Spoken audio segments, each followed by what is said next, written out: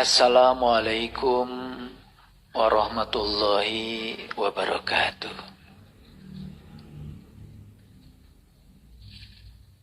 Alhamdulillahillazi binuri jamalihi adha'a qulubal arifin wa bihaibati jalalihi akhraqa fuadal asyikin wa amara sirral wasilin. Asyhadu an la ilaha illallah wahdahu la syarikalah rabbul alamin wa asyhadu anna muhammadan abduhu wa rasuluh asrafal anbiya'i wal mursalin sayyidina muhammadin wa ala alihi wa sahbihi ajmain. Subhanaka la ilma lana illa ma 'allamtana innaka antal alimul hakim. Subhanaka Allahumma rabbana wa bihamdika asyhadu an la ilaha illa anta astaghfiruka wa atubu ilaik. Astaghfirullahaladzim. Astaghfirullahaladzim. Astaghfirullahaladzim allazi la ilaha illa huwal hayyul qayyum wa atubu ilaih min jami'il ma'asi wa dzunub la haula wa la quwata illa billahil aliyyil adzim. Segala puji hanya milik Allah, sang kehadiran, sang keberadaan yang mewujud dalam diri kita sebagai sang hidup yang membuat tubuh kita berdaya. Kehadiran Allah dalam diri kita membuat kita bisa melihat, membuat kita bisa mendengar, membuat kita bisa merasakan seluruh sensasi yang ada di alam semesta ini. Sungguh sangat bodoh orang yang sampai hari ini mengatakan Allah jauh. Padahal Allah mewujud dalam diri kita sebagai sang hidup yang membuat tubuh kita menjadi begitu berdaya, begitu bergairah, begitu berharisma, begitu berwibawa. Dan hari ini tubuh kita dihargai oleh siapapun yang berinteraksi dengan kita karena ada kehadiran Allah dalam diri kita. Karena ketika Allah sudah pergi dari tubuh ini, yang sering disebut menghembuskan napas yang terakhir, maka siapapun yang sudah menghembuskan napas yang terakhir, maka tubuhnya kehilangan harisma, kehilangan wibawa. Bahkan betapapun seseorang mencintai pasangannya, kalau sudah tidak bernafas lagi, maka akan buru-buru diasingkan, akan buru-buru dibuang dengan cara yang sepertinya lebih terhormat, karena disolatkan dulu, dimandikan dulu, dikafani, tapi ujung-ujungnya dibuang juga, dan ujung-ujungnya dilupakan juga. Walaupun seseorang itu harus menangis karena kehilangan yang dicintainya, tangisan itu juga berbatas. Ya paling lama juga seminggu, dan setelah itu pasti akan dilupakan. Dan orang yang hidup akan kembali untuk mempersiapkan kehidupan selanjutnya.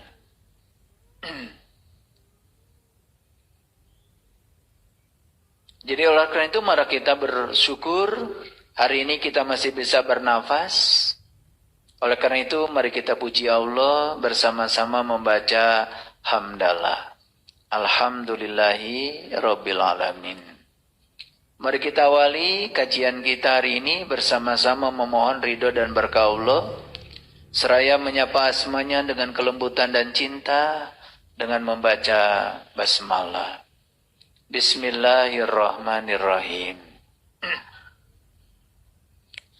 Ada yang istimewa kalau kita membaca Quran surat Al-Fatihah. Karena di surat Al-Fatihah itu ada kalimat Ar-Rahmanir Rahim dibaca 2 kali. Bismillahirrahmanirrahim itu yang pertama. Alhamdulillahi Rabbil Alamin Ar-Rahmanir Rahim. Jadi Quran surat Al-Fatihah ini istimewa. Dibuka dengan Ar-Rahman Ar-Rahim, diisi juga dengan Ar-Rahman Ar-Rahim. Jadi dibuka dengan cinta dan diisi dengan cinta. Dapat dipastikan apapun pekerjaan yang dimulai dengan cinta dan diisi dengan cinta, pasti buahnya adalah cinta. Karena hadiah dari cinta adalah cinta itu sendiri.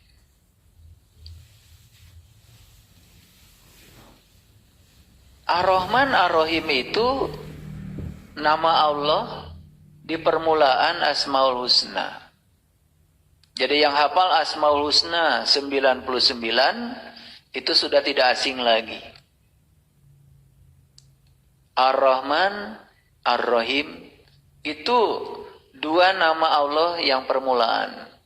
Baru Al-Malik, Al-Qudus, As-Salam, Al-Mu'min, Al-Muhaimin, Al-Aziz, Al-Jabbar, terus sampai As-Sabur.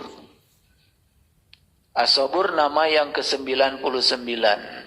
Jadi Ar-Rahman dan Ar-Rahim itu adalah 2 nama pertama dari Allah. Jadi Allah mengenalkan nama dirinya itu dengan Ar-Rahman Ar-Rahim. Harusnya kita pun sebagai hamba-hamba Allah mengenalkan jati diri kita itu adalah Ar-Rahman Ar-Rahim. Karena diri sejati kita adalah ruhnya Allah yang ditiupkan ke dalam tubuh kita ketika tubuh kita sudah sempurna. Jadi kalau ruhnya Allah itu sebagai sang wajibul wujudnya Allah, maka di balik ruh itu pasti ada sifat Allah. Karena zat tidak mungkin berpisah dengan sifatnya. Jadi tidak pernah ada seseorang membeli asin ke warung, pasti beli garam. Tidak pernah ada seseorang beli manis ke warung, pasti beli gula. Karena gula di dalamnya ada manis. Gula itu zatnya, sedangkan manis itu adalah sifatnya. Garam itu zatnya, sedangkan asin itu adalah sifatnya. Jadi tidak mungkin kita bisa memisahkan zat dengan sifat. Jadi kalau Allah sudah meniupkan dirinya, bagian dari dirinya yang namanya ruhku ke dalam tubuh kita saat dicipta sempurna di rahim ibu kita, berarti sesungguhnya peniupan itu ada 2. Yang pertama peniupan zatnya, yang kedua peniupan sifatnya. Jadi zat dengan sifat tidak mungkin bisa dipisahkan. Jadi harusnya setiap kita sadar bahwa dalam diri kita ada dia, sekaligus juga ada sifat-sifat dia. Makanya manusia yang sempurna adalah mereka yang sudah bisa menunjukkan sifat-sifat dia di dalam kehidupannya. Maka muncullah ayat yang mengatakan wa ahsin kama ahsanallahu ilaika. Jadi berbuat baiklah kamu sebagaimana Allah telah berbuat baik kepadamu. Jadi mekanisme berbuat baik itu harusnya seperti Allah berbuat baik kepada kita. Allah berbuat baik sebuah patron yang sangat luar biasa. Nulung kanubut.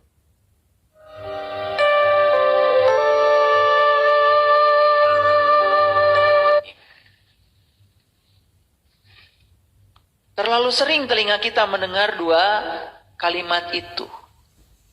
Lalu apa sesungguhnya Ar-Rahman, apa sesungguhnya Ar-Rahim? Dalam sebuah hadis Nabi Muhammad menyatakan Ar-Rahman Rahmanud dunya, Ar-Rahim Rahimud dunya wal akhirah. Jadi Rahman itu segala sesuatu yang berhubungan dengan urusan-urusan materi. Sedangkan Ar-Rahim adalah segala sesuatu yang berurusan dengan materi sekaligus juga yang imateri. Jadi kalau dalam bahasa fisika, setiap materi pasti ada energi. Di balik materi ada energi. Karena apa? Karena materi sendiri sesungguhnya adalah energi yang memadat. Lalu apa sesungguhnya Ar-Rahman? Apa sesungguhnya Ar-Rahim? Dalam sebuah hadis Nabi Muhammad menyatakan Ar-Rahman Rahmanud dunya, Ar-Rahim Rahimud dunya wal akhirah. Jadi Rahman itu segala sesuatu yang berhubungan dengan urusan-urusan materi. Sedangkan Ar-Rahim adalah segala sesuatu yang berurusan dengan materi sekaligus juga yang imateri. Jadi kalau dalam bahasa fisika, setiap materi pasti ada energi.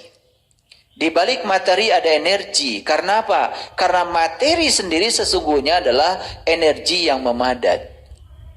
Jadi kalau orang berbicara aspek materi saja, itu Ar-Rahman. Tapi kalau dia bisa menggunakan materi untuk memperoleh energi, maka dia sudah memasuki Ar-Rahim. Itu yang disebut dengan golongan kanan. Oleh karena itu maka di Quran dikatakan fa ashabul maimanati ma ashabul maimana. Dan golongan kanan, beruntunglah golongan kanan. Jadi golongan kanan itu adalah mereka yang sudah memandang materi sekaligus di belakangnya ada energi. Oleh karena itu orang yang sudah sampai di kesadaran ini, ketika dia melihat manusia, dia tidak melihat manusia sebagai wujud materi saja. Dia melihat di balik materi ada energi. Energi yang meliputi dan menggerakkan manusia adalah sang hidup. Oleh karena itu maka malaikat dengan iblis itu bedanya sederhana. Iblis itu melihat materi sebagai materi, sedangkan yang namanya malaikat, dia mampu melihat materi, juga di dalamnya ada energi.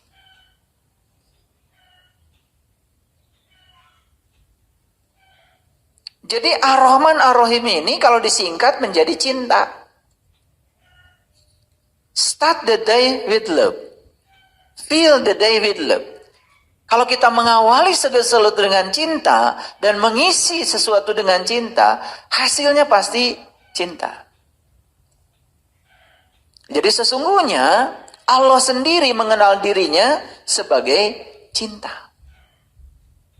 Nah, kenapa kita harus memanunggal bersama Allah? Supaya kita bisa mengakses sumber cinta. Dan orang yang sudah mengakses sumber cinta, sudah sampai di sumbernya cinta, maka dia pun akan menjadi cinta itu sendiri. Jadi apa bedanya orang yang sudah mendapatkan cinta dengan orang yang belum mendapatkan cinta? Bedanya sangat kentara, sangat berbeda. Orang yang sudah bisa mengakses sumber cinta, dia sudah menjadi sumber cinta. Sedangkan orang yang belum mengakses sumber cinta, dia sendiri tidak memiliki cinta. Lalu bagaimana cara mengukurnya? Antara orang yang sudah bisa mengakses cinta dengan yang belum, cara mengukurnya sederhana. Orang yang belum mengakses sumber cinta, berarti dia tidak memiliki cinta. Sekalipun dia disuruh untuk mencintai, dia tidak akan bisa memberikan cinta. Karena dia tidak punya cinta. Bagaimana orang yang tidak memiliki sesuatu disuruh untuk menyumbangkan sesuatu yang tidak dia miliki?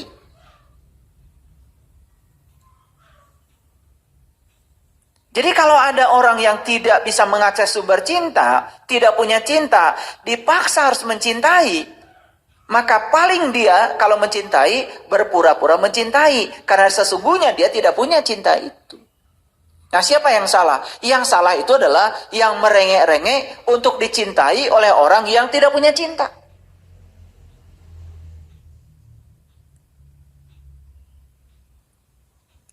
Jadi sama saja dengan orang yang tidak punya uang, kemudian dipaksa untuk memberikan uangnya, jelas-jelas dia tidak punya uang.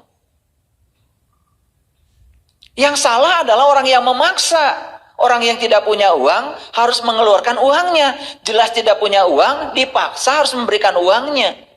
Jadi yang salah adalah yang merengek-rengek untuk meminta uang pada orang yang jelas-jelas tidak punya uang. Orang tidak punya apa-apa, dipaksa harus menyumbangkan apa-apa. Yang salah adalah yang memaksa harus menyumbangkan apa-apa pada orang yang tidak punya apa-apa. Makanya ada orang yang dalam hidup ini selalu menyiapkan diri untuk dicintai. Itu orang yang tidak punya cinta. Ada orang yang dalam hidup ini menyiapkan diri untuk mencintai karena dia sudah punya cinta. Jadi kesimpulannya, hanya yang punya cinta yang bisa mencintai. Yang tidak punya cinta disuruh mencintai, sekalipun dipaksa harus mencintai, dia hanya berpura-pura mencintai, tapi dia tidak punya cinta.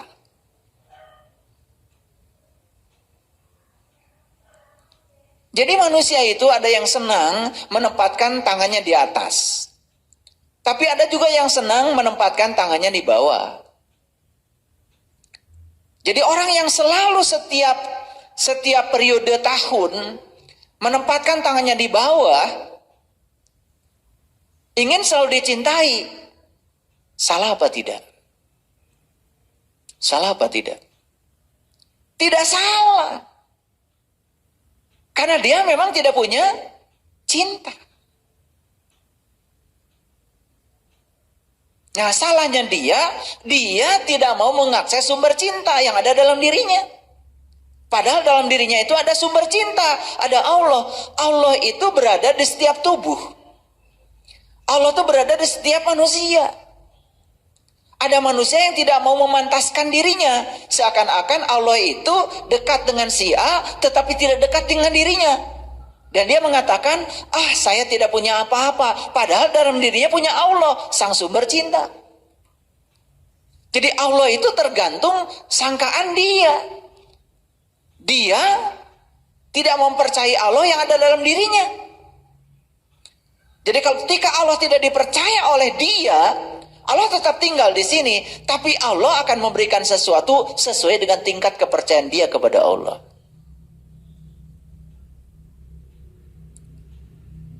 Jadi nggak apa-apa kalau suatu saat kita menampakkan diri, tangan kita di bawah. Tetapi kita harus punya cita-cita pada titik tertentu, ingin tangan saya di atas. Karena tangan di atas bagaimanapun jauh lebih terhormat dan mulia. Bukan berarti yang tangan di bawah tidak terhormat. Karena yang tangannya di bawah juga penting. Karena tidak ada tangan di atas kalau tidak ada yang tangannya di bawah. Tidak ada sebuah pemberian kalau tidak ada yang mau diberi.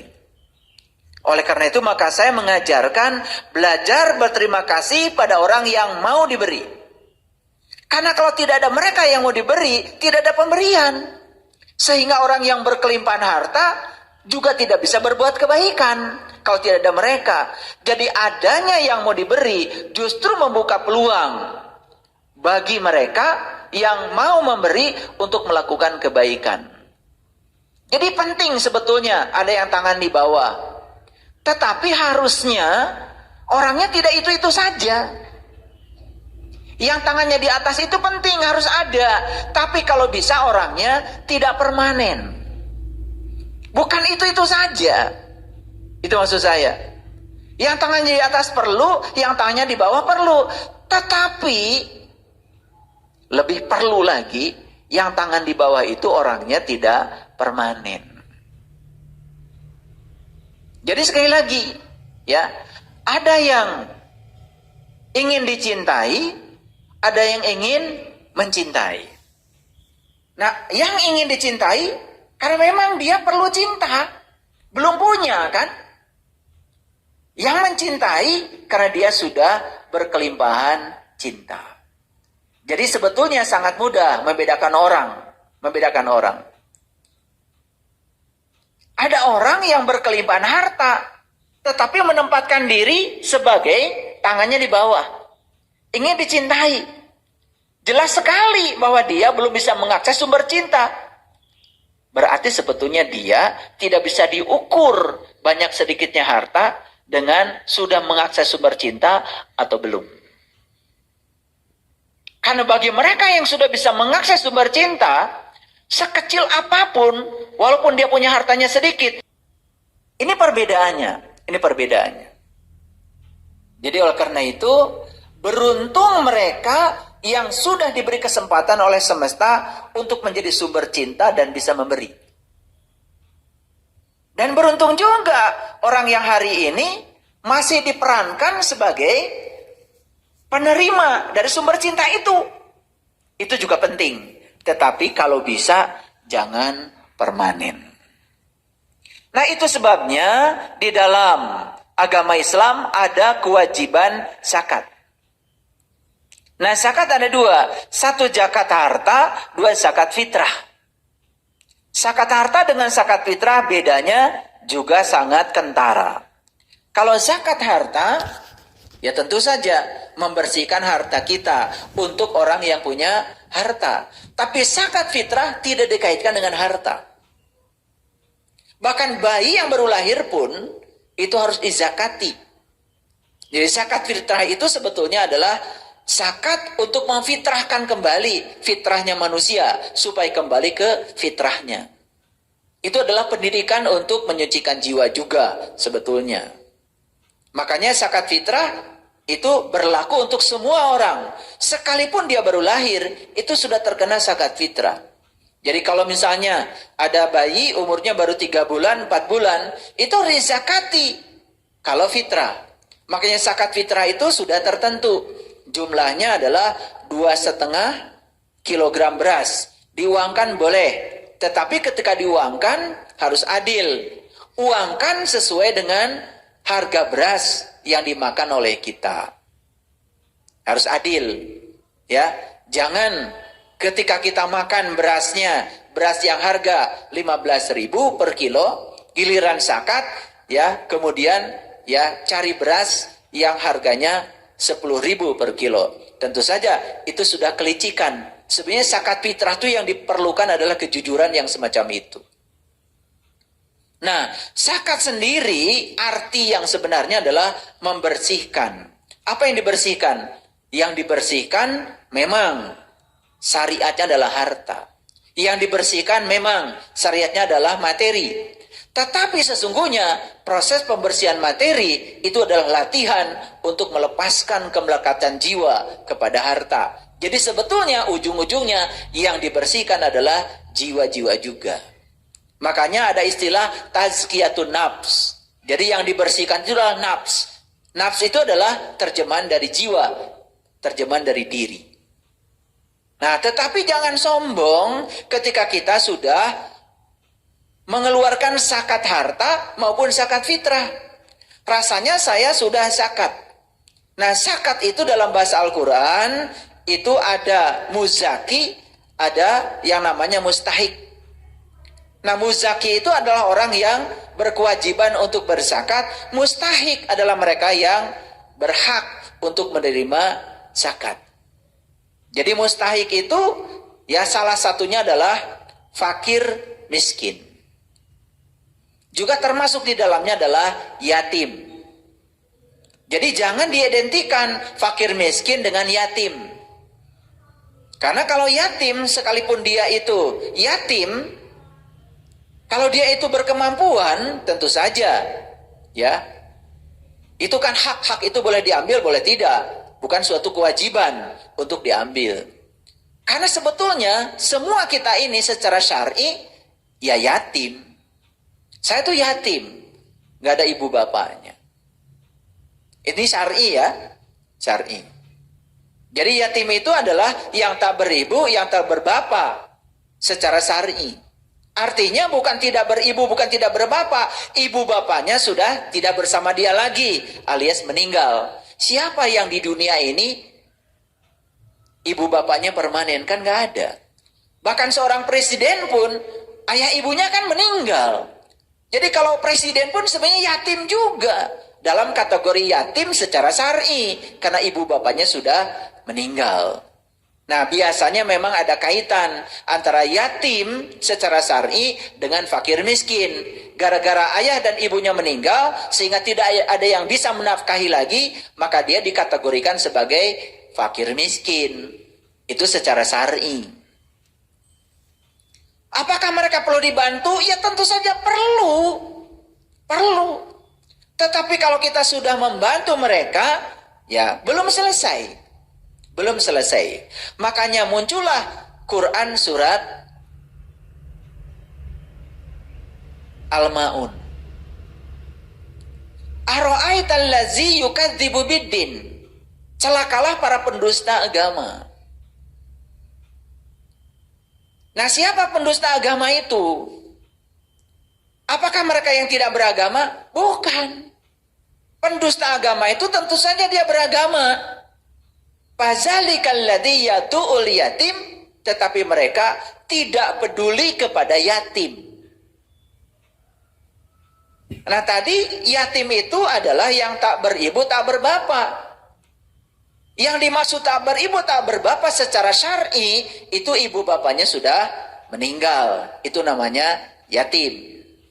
Tapi yatim yang itu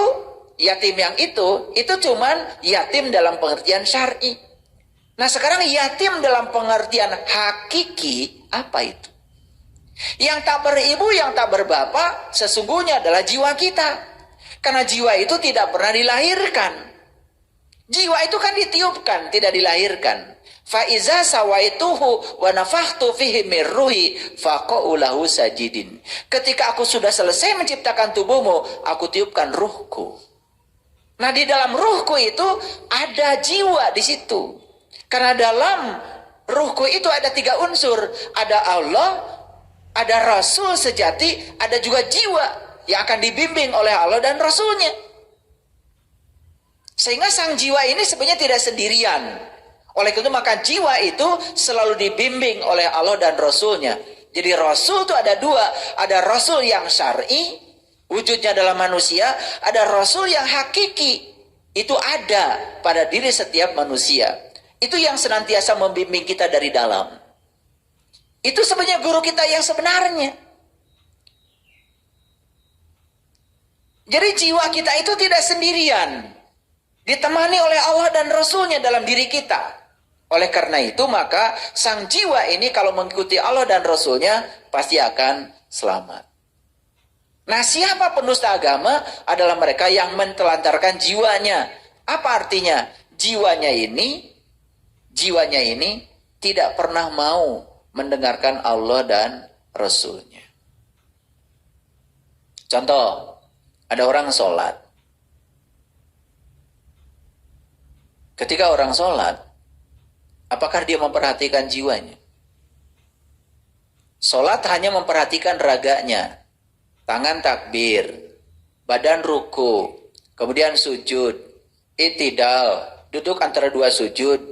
Semua aspek-aspek yang berhubungan dengan gerakan tubuh sudah dipenuhi. Nah, apakah orang ini sudah melibatkan jiwa dalam sholatnya? Makanya dalam Quran ada yang namanya kiblatain. Kiblatain itu 2 kiblat. Ada kiblat untuk tubuh, ada kiblat untuk jiwa.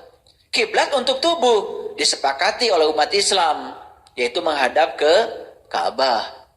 Makanya kalau kita pergi ke Mekah, ya, kan kita semua sholatnya di sana arahnya menghadap Ka'bah. Kalau kita di sini kan, yang penting menghadap kiblat lah gitu. Jadi apa itu berupa shaf ya, lurus kan? Nah, kalau di Mekah kan tidak begitu. Jadi shaf itu melingkar, shaf itu melingkar. Kalau di sini kan tidak ada yang shafnya melingkar. Di masjid ya shaf lurus seperti ini. Padahal di sana itu shafnya itu adalah melingkar.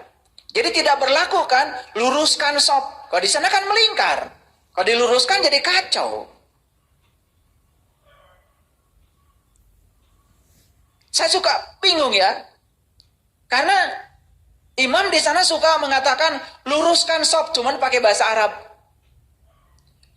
Kan kita ini untung nggak ngerti. Untung nggak ngerti. Nah, kalau ngerti begitu bilang luruskan shaf, kita akan luruskan shaf seperti kita sholat di masjid kita. Padahal kita sedang di sana. Di sana itu sop melingkar. Kalau diluruskan, jadi nggak lurus ke Ka'bah. Itu sebabnya kata-kata luruskan sop itu sebetulnya bukan di aspek luruskan sop itu adalah di sini. Jadi sop itu artinya adalah ketika kita sudah tahu Allah, sudah kenal kepada Allah, kita bisa mengingat kepada Allah. Jangan sampai ada celah di mana kita tidak bisa mengingat Allah. Nah, ketika ada celah kita mengingat yang selain Allah, berarti sopnya itu nggak lurus. Itu yang dimaksud dengan sopnya lurus. Makanya kan kita suka awas-awas kalau sopnya tidak setelah lurus sopnya harus rapat. Kan gitu. Luruskan sopnya dan rapatkan. Bahaya perintah itu ketika di Mekah. Karena di Mekah semua orang sopnya kan melingkar. Sesuai dengan lingkaran yang sudah dibuat di sekitar Ka'bah. Yang pernah ke sana kan pasti lihat. Bingung kan ketika ke sana? Loh kok di sini sopnya semua melingkar. Padahal di masjid-masjid di Indonesia semua sopnya lurus. Ketika ada perintah luruskan sop dan rapatkan, untung nggak ngerti. Untung nggak ngerti karena pakai bahasa Arab.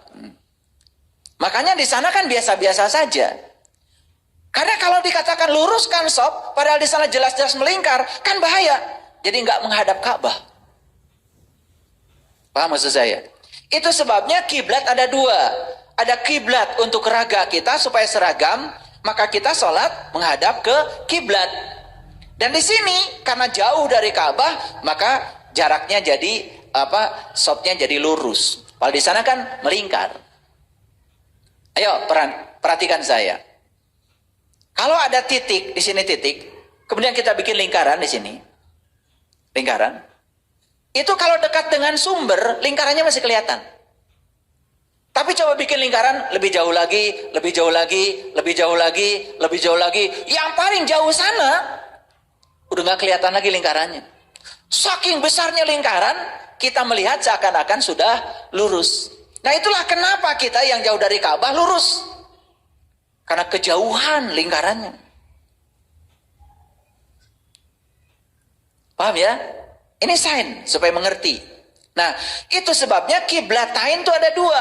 Kiblat untuk raga kita, kiblat untuk jiwa kita.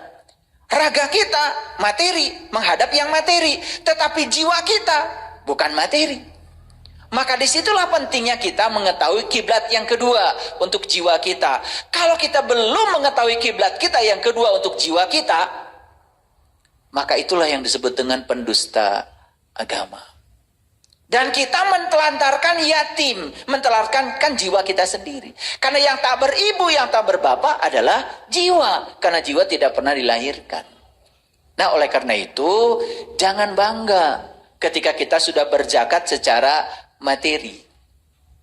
Jangan bangga ketika kita sudah peduli kepada yatim yang bersifat syar'i. Karena ada satu lagi yang harus kita pedulikan, yatim yang dekat dengan kita. Tiada lain adalah diri sejati kita sendiri. Maka diri sejati kita harus kita kenali. Maka siapa yang kenal dirinya, maka dia akan kenal kepada Tuhannya. Itulah pentingnya kita mengenal jati diri kita sendiri.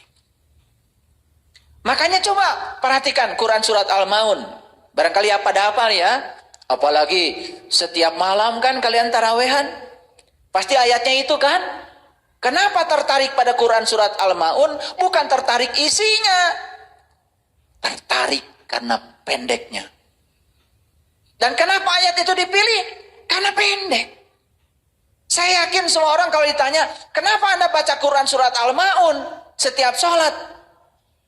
Saya pastikan, pasti Anda akan menjawab, saya tertarik membaca Al-Maun karena pendek. Betul nggak? Mungkin satu dua lah yang mengatakan saya tertarik pada Quran surat Maun karena dalam sekali maknanya. Satu dua mungkin. Lanjut.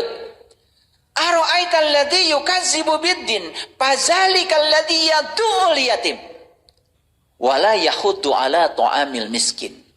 Di situ dikatakan satu, mentelantarkan yatim, pendusta agama. Yang kedua, ada kata-kata wala yahuddu ala ta'amil miskin. Tahu orang miskin? Tahu orang miskin? Sudah tahu orang miskin? Yang seperti apa? Nah, orang miskin dalam terminologi kita di Indonesia adalah orang yang compang-camping, duitnya nggak punya, hidupnya melarat, itu kan? Padahal dalam terminologi bahasa Arab, miskin itu artinya orang yang tenang. Karena dari kata sakana yaskunu miskinan, dari kata sukun, sukun itu tenang, sukun itu mati, sudah tidak bereaksi lagi. Makanya orang yang sudah tidak bereaksi lagi disebutnya sakinah. Dari kata sukun. Makanya keluarganya sakinah. Artinya apa? Apapun yang terjadi di keluarga itu, masing-masing pasangan sudah tidak bereaksi lagi. Nah, kalau sudah tidak bereaksi lagi, apapun yang terjadi, itu namanya sakinah. Itu enggak keluarga kita? Apapun yang terjadi tidak bereaksi lagi. Tidak ada lagi kemarahan, tidak lagi perdebatan. Apapun yang terjadi, pokoknya seperti orang mati. Tidak bereaksi lagi. Begitu enggak? Itu baru namanya sakinah. Sakinah itu tidak bereaksi lagi. Nah, makanya orang miskin dalam terminologi bahasa Arab itu orang yang sudah sakinah. Yaitu orang yang sudah tenang. Maka Nabi Muhammad bilang, ya Allah, hidupkan aku bersama orang-orang miskin dan matikan aku bersama orang miskin dan matikan aku dalam keadaan miskin. Berani doa itu? Berani doa itu? Berani sekarang setelah saya jelaskan. Makanya banyak yang tidak berani. Karena miskin maksudnya adalah melarat. Ya Allah, pergaulkan aku dengan orang yang melarat. Hidupkan aku bersama orang melarat. Dan matikan aku dalam keadaan melarat bersama orang melarat. Mau? Makanya hati-hati ketika belajar bahasa Arab. Karena Rasulullah itu menggunakan bahasa Arab.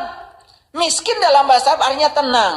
Jadi Rasul mengatakan, ya Allah, pergaulkan aku bersama orang yang tenang. Dan hidupkan aku dalam keadaan tenang. Dan matikan aku bersama orang-orang yang tenang dalam keadaan tenang. Berani sekarang doa itu?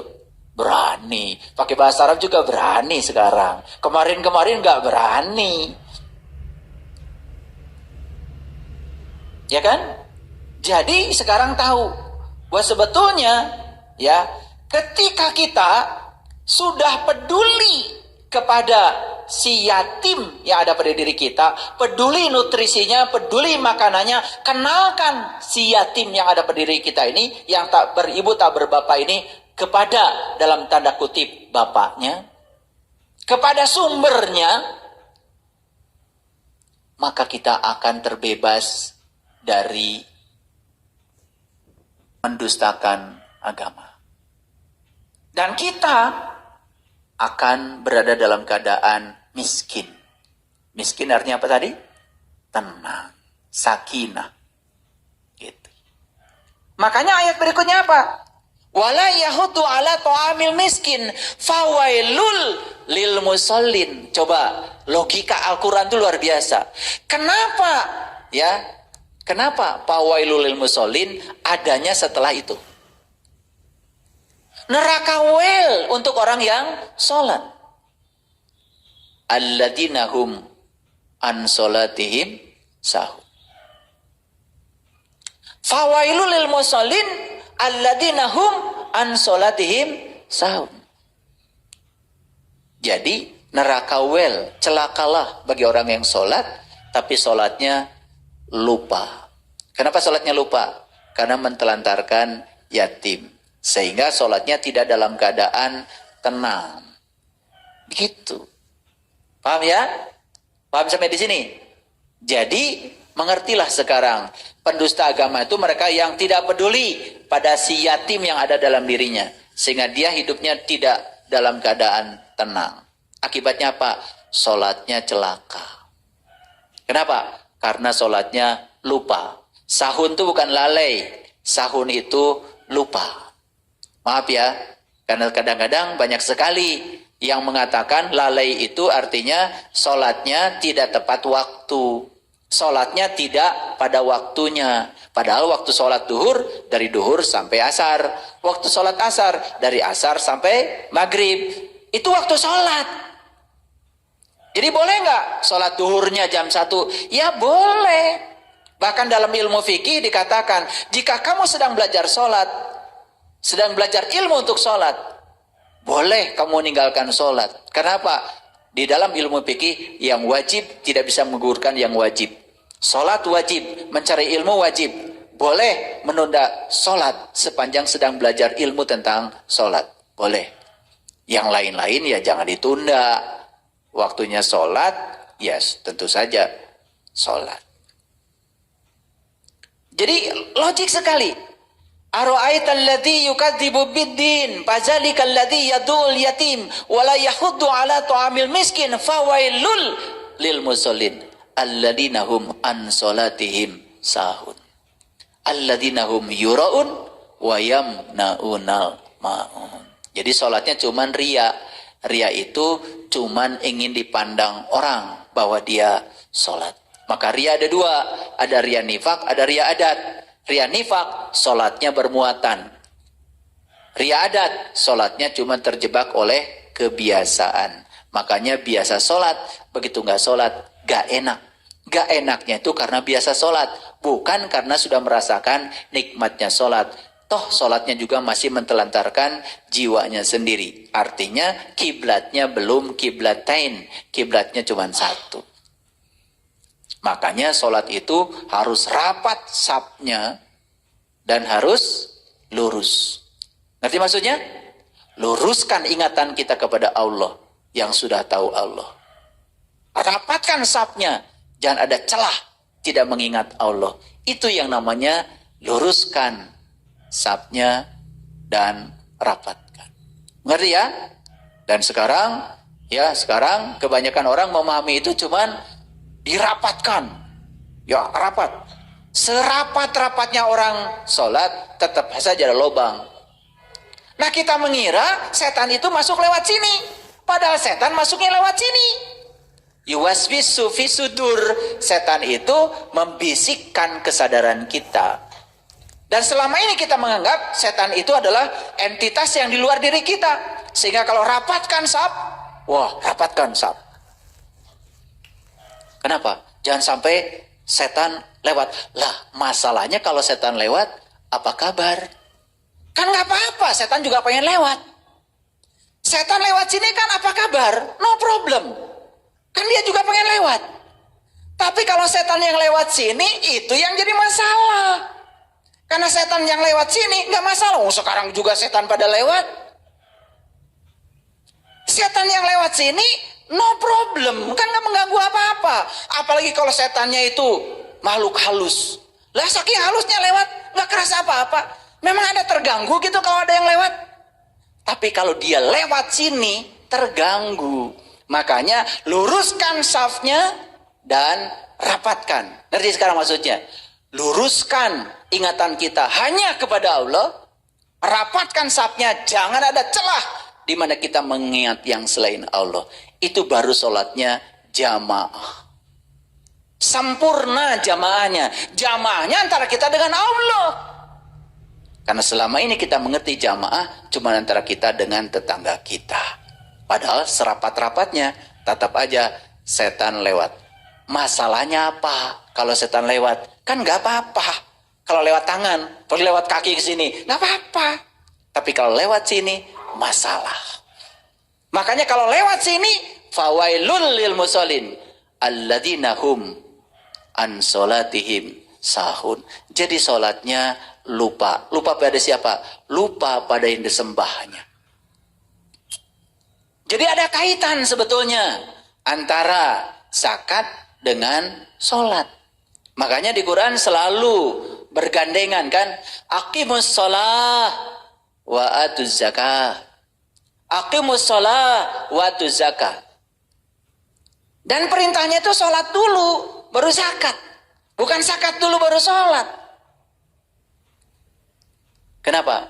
Karena sesungguhnya sholat yang peduli kepada sang yatim yang ada dalam dirinya, sekaligus di situ juga kita zakat, membersihkan jiwa kita.